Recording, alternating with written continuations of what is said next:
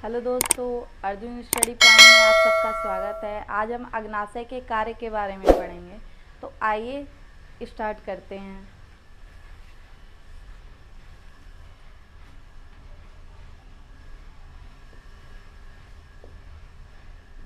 अग्नाशय के कार्य।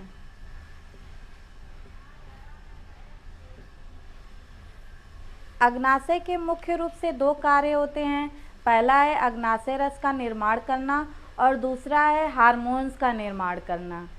अग्नाशय के मुख्य रूप से दो कार्य हैं।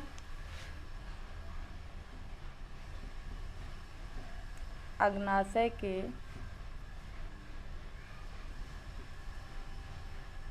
मुख्य रूप से दो कार्य हैं। पहला है अग्नाशय रस का निर्माण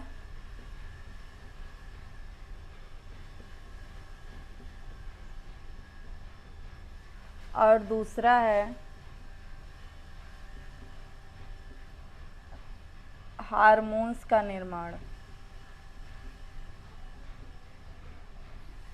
अग्नाशय के मुख्य रूप से दो कार्य हैं। पहला है अग्नाशय रस का निर्माण और दूसरा क्या है, हार्मोन्स का निर्माण। तो सबसे पहले हम अग्नाशय रस के निर्माण के बारे में पढ़ेंगे। तो अग्नाशय रस में मुख्य रूप से 3 एंजाइम्स पाए जाते हैं। ये 3 एंजाइम्स का कार्य क्या होता है, ये अग्नाशय रस जो होते हैं अपने रस का निर्माण करते हैं अग्नाशय में, और फिर उसके बाद ग्रहणी में, छोटी आंत के ग्रहणी भाग में इसका क्या करते हैं, स्रावित करते हैं, जिसमें कार्बोहाइड्रेट, प्रोटीन, वसा तीनों का पूर्ण रूप से पाचन होता है। तो उसमें कौन कौन से एंजाइम्स होते हैं, जो कौन सा एंजाइम कार्बोहाइड्रेट का पाचन करता है, कौन सा एंजाइम प्रोटीन का पूर्ण रूप से पाचन करता है, और कौन सा एंजाइम जो है वसा का पूर्ण रूप से पाचन करता है। तो आइए पहले एंजाइम्स के बारे में देखते हैं। तो अग्नाशय में मुख्य रूप से 3 एंजाइम्स पाए जाते हैं।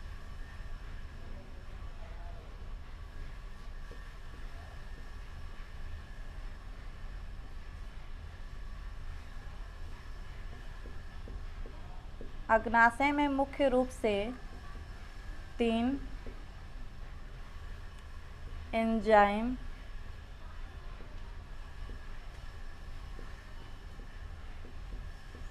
पाए जाते हैं।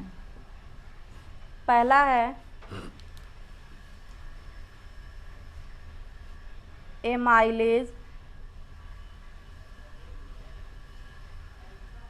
या एमाइलोक्सिन।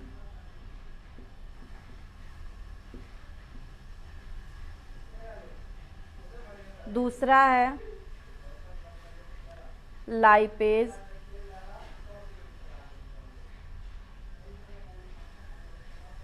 या स्टीएप्सिन।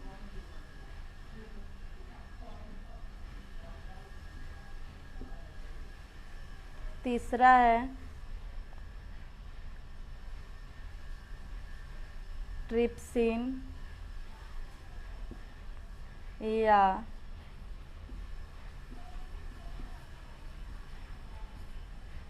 काइमोट्रिप्सिन।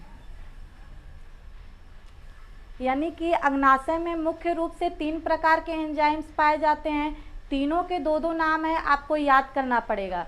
सबसे पहला एंजाइम है एमाइलेज या एमाइलोप्सिन, दूसरा है लाइपेज या स्टीएप्सिन, तीसरा है ट्रिप्सिन या काइमोट्रिप्सिन।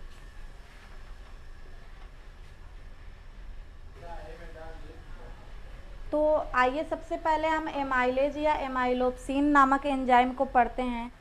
आप जानते हैं कि हम भोजन में मुख्य रूप से 3 चीज़ों को ग्रहण करते हैं। कौन कौन सा है वो चीज़? पहला है कार्बोहाइड्रेट,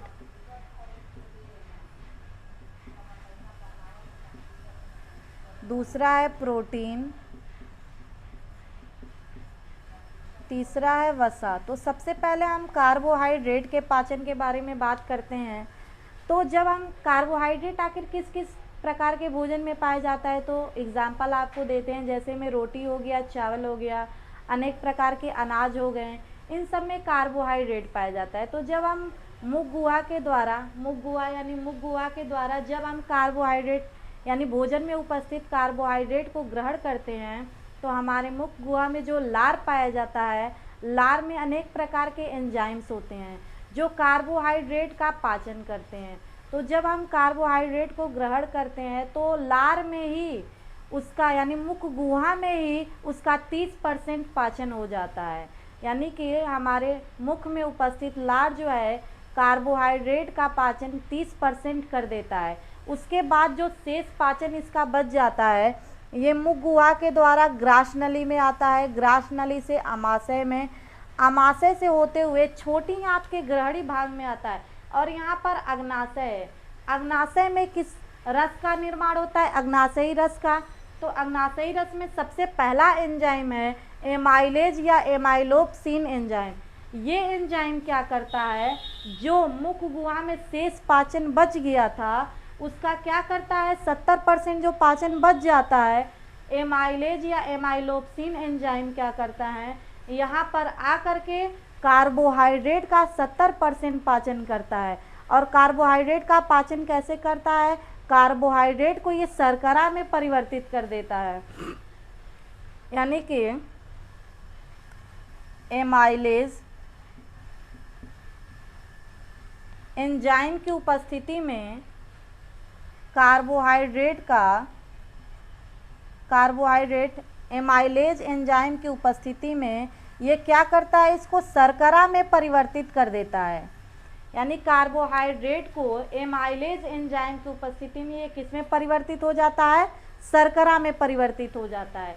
तो हमने क्या बताया कि मुख गुहा में जब हम कार्बोहाइड्रेट को ग्रहण करते हैं तो इसका 30% पाचन हो जाता है। इसके बाद जो शेष पाचन रह जाता है ये जब छोटी आंत के ग्रहणी भाग में आता है और यहाँ अग्नाशय रस में एमाइलेज या एमाइलोप्सिन नामक एंजाइम का निर्माण होता है। अब ये एंजाइम क्या करता है, यहाँ पर जो कार्बोहाइड्रेट आया रहता है उस कार्बोहाइड्रेट को शर्करा में परिवर्तित कर देता है, यानी कार्बोहाइड्रेट का पूर्ण रूप से पाचन कर देता है। तो आइए इसे लिख लेते हैं। एमाइलेज या एमाइलोप्सिन में यह कार्बोहाइड्रेट का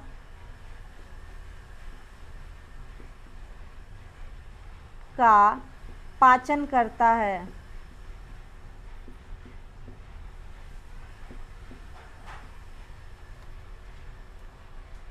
यह कार्बोहाइड्रेट को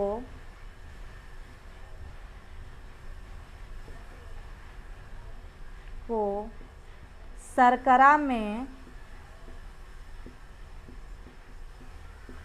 परिवर्तित कर देता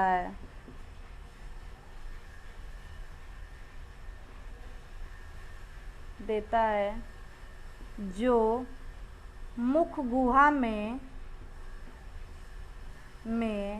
लार के प्रभाव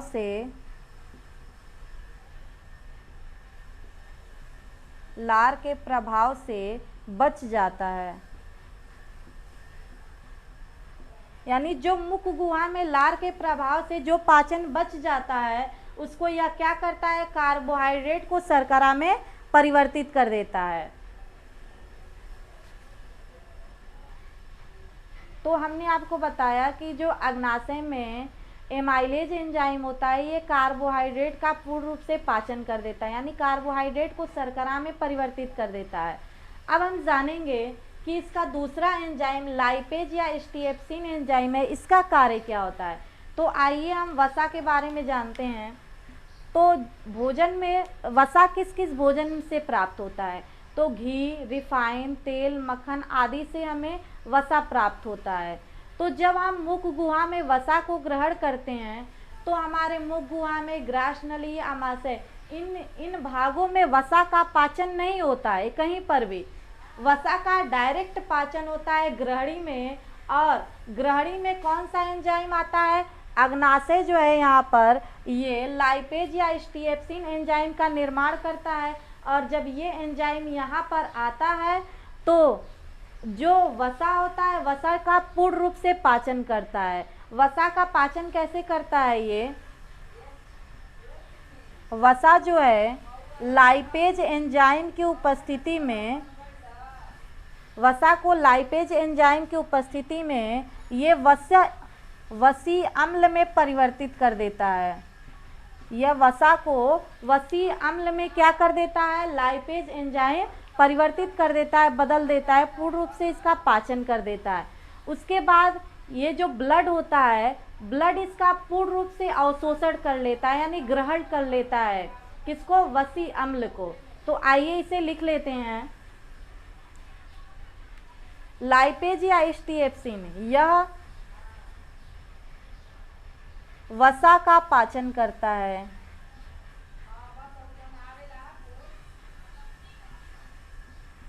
यह वसा का पाचन करता है। फिर उसके बाद यह वसा को वसी अम्ल में परिवर्तित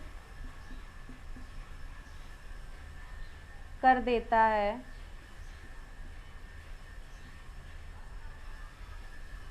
और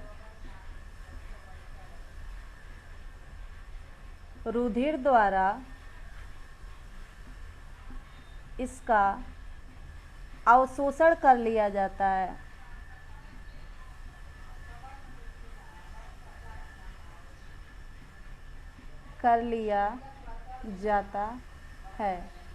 यानी कि यह क्या करता है, वसा को वसी अम्ल में परिवर्तित कर देता है, लाइपेज एंजाइम, और फिर उसके बाद जो रुधिर होता है यह क्या करता है, वसी अम्ल को अवशोषित कर लेता है। तो आइए अब हम तीसरे एंजाइम के कार्य के बारे में पढ़ते हैं, जो है ट्रिप्सिन या काइमोट्रिप्सिन। जैसे एमाइलेज या एमाइलोप्सिन क्या करता है, कार्बोहाइड्रेट का पूर्ण रूप से पाचन करता है। लाइपेज या एचटीएफसिन एंजाइम जो है वसा का पूर्ण रूप से पाचन करता है। अब प्रोटीन का पाचन कौन करता है, ट्रिप्सिन या काइमोट्रिप्सिन। तो अब देखिए प्रोटीन किस किस भोजन से हमें प्राप्त होता है।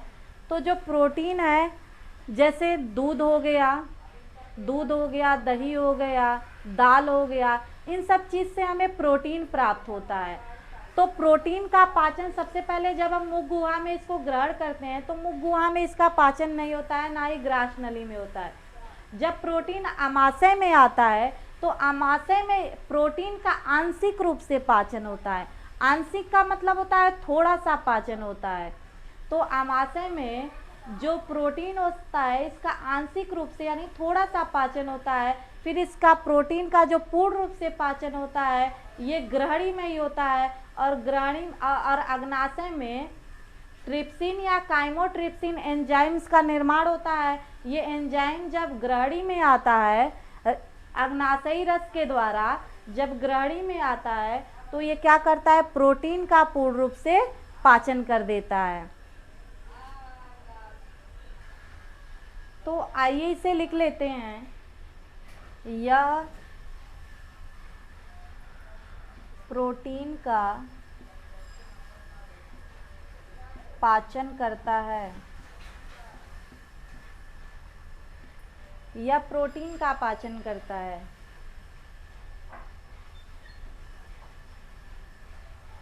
आमाशय में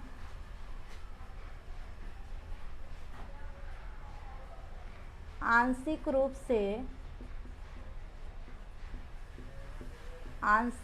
से प्रोटीन का पाचन होता है।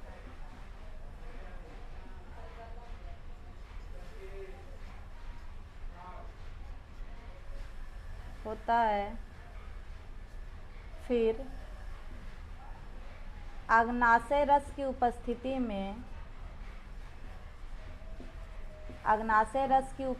में प्रोटीन का पूर्ण रूप से पाचन हो जाता है। प्रोटीन का पूर्ण रूप से पाचन हो जाता है। तो यहाँ अग्नाशय रस का कार्य खत्म हो गया। तो हमने क्या बताया, अग्नाशय रस का कार्य, यानी कि अग्नाशय रस के मुख्य रूप से दो कार्य हैं, अग्नाशय रस का निर्माण और हार्मोन्स का निर्माण करना। तो अग्नाशय रस मुख्य रूप से तीन अग्नाशय रस जो है मुख्य रूप से 3 प्रकार के एंजाइम्स का निर्माण करता है, स्राव करता है। वो कौन कौन से? पहला है एमाइलेज या एमाइलोप्सिन, दूसरा है लाइपेज या स्टीएप्सिन, फिर है ट्रिप्सिन या काइमोट्रिप्सिन। तो इन तीनों एंजाइम में कौन किसका पाचन करता है? तो भोजन में मुख्य रूप से हम 3 चीज़ों को ग्रहण करते हैं, कार्बोहाइड्रेट, प्रोटीन और वसा।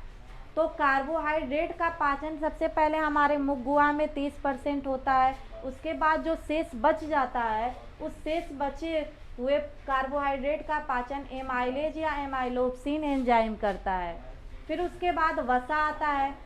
तो वसा का पूर्ण रूप से जो पाचन होता है, ये डायरेक्ट जो है अग्नाशय रस की उपस्थिति में होता है। तो ये लाइपेज या स्टीएप्सिन एंजाइम करता है। फिर उसके बाद प्रोटीन है। तो प्रोटीन का आंशिक रूप से थोड़ा सा पाचन अमाशय में हो जाता है। फिर जो शेष रह जाता है, ये इस अग्नाशय रस यानी ट्रिप्सिन या काइमोट्रिप्सिन एंजाइम की उपस्थिति में इसका पूर्ण रूप से पाचन हो जाता है। अब इसका दूसरा कार्य आता है हार्मोन्स का निर्माण। तो अब हम हार्मोन्स के निर्माण के बारे में पढ़ेंगे। तो अग्नाशय का दूसरा कार्य क्या है? हार्मोन्स का निर्माण करना। अब हार्मोन्स का निर्माण कहाँ होता है? तो अग्नाशय में हार्मोन्स का निर्माण होता है। तो अग्नाशय में छोटे छोटे पिंडक पाए जाते हैं। अग्नाशय में छोटे छोटे पिंडक पाए जाते हैं।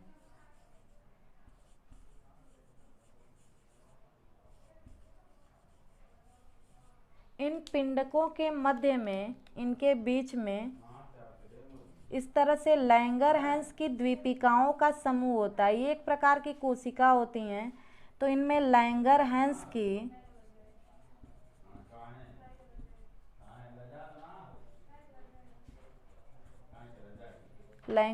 की द्वीपिका यानी अग्नाशय में छोटे छोटे पिंडक पाए जाते हैं। इन पिंडकों के मध्य में लैंगरहैंस की द्वीपिकाओं का ढेर सारा समूह होता है। तो ये जो लैंगरहैंस की द्वीपिका होती हैं, ये 2 प्रकार की कोशिका का निर्माण करती हैं। अग्नाशय में लैंगरहैंस की द्वीपिकाओं से अग्नाशय में लैंगरहैंस की द्वीपिकाओं से 2 प्रकार की कोशिका का निर्माण होता है।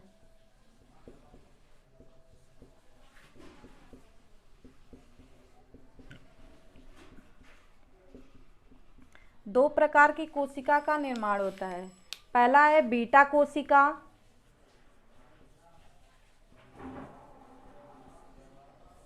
और दूसरा है अल्फा कोशिका। यानी कि अग्नाशय में छोटे छोटे पिंडक पाए जाते हैं। इन पिंडकों के मध्य में लैंगरहैंस की द्वीपिका होती है, जो 2 प्रकार की कोशिका का निर्माण करती है, बीटा कोशिका और अल्फा कोशिका। अब इन कोशिकाओं का कार्य क्या होता है? जो बीटा कोशिका होती है, ये इंसुलिन हार्मोन का निर्माण करती है। जो बीटा कोशिका है, ये इंसुलिन हार्मोन का निर्माण करती है।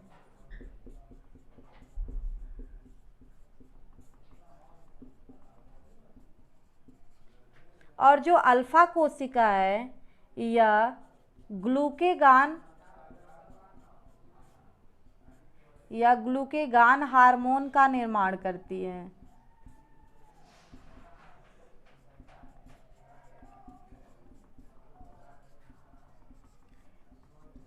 अब इन हार्मोन्स का कार्य क्या होता है?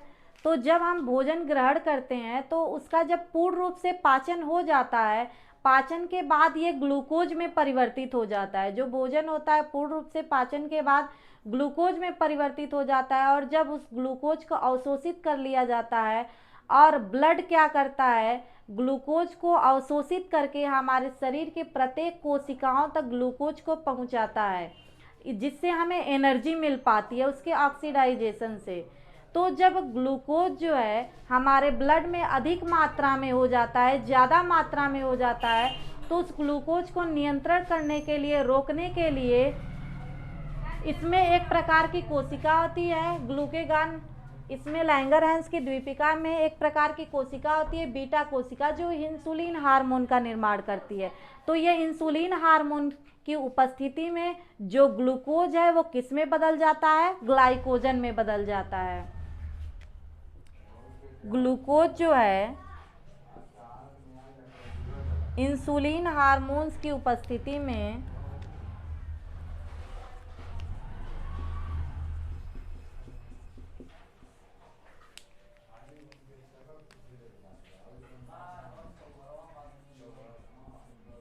ग्लाइकोजन में परिवर्तित हो जाता है। तो हमारे ब्लड में जब ग्लूकोज की मात्रा ज़्यादा हो जाती है, बहुत ज़्यादा ग्लूकोज हो जाता है, तो बीटा कोशिका से जो इंसुलिन हार्मोन बना रहता है, ये इंसुलिन हार्मोन इसका नियंत्रण करता है, इसको रोकने का कार्य करता है। तो ग्लूकोज इंसुलिन हार्मोन की उपस्थिति में किस में बदल जाता है, ग्लाइकोजन में बदल जाता है। फिर उसके बाद अब अल्फा कोशिका का कार्य क्या होता है, तो जब हमारे शरीर में ग्लूकोज की कमी हो जाती है, जब ग्लूकोज नहीं रहता है हमारे शरीर में, बहुत कम मात्रा में रहता है, तो जो ग्लाइकोजन में ये ग्लूकोज बना है, तो ग्लूकेगान हार्मोन क्या करता है, उस ग्लाइकोजन को फिर से ग्लूकोज में बदल देता है, ताकि हम फिर से हमारी कोशिकाओं तक पहुंच सके और हमें एनर्जी मिल सके। तो अल्फा कोशिका का कार्य क्या है,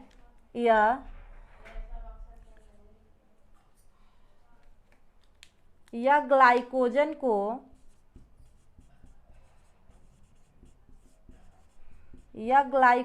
को ग्लूकेगान हार्मोन की उपस्थिति में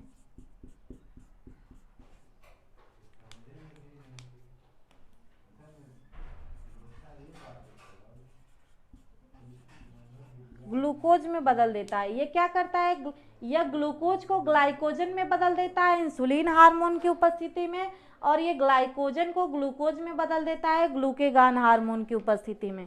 तो अगर आपको हमारी वीडियो अच्छी लगे तो हमारी वीडियो को लाइक करिए, सब्सक्राइब करिए और ज़्यादा से ज़्यादा कमेंट करिए।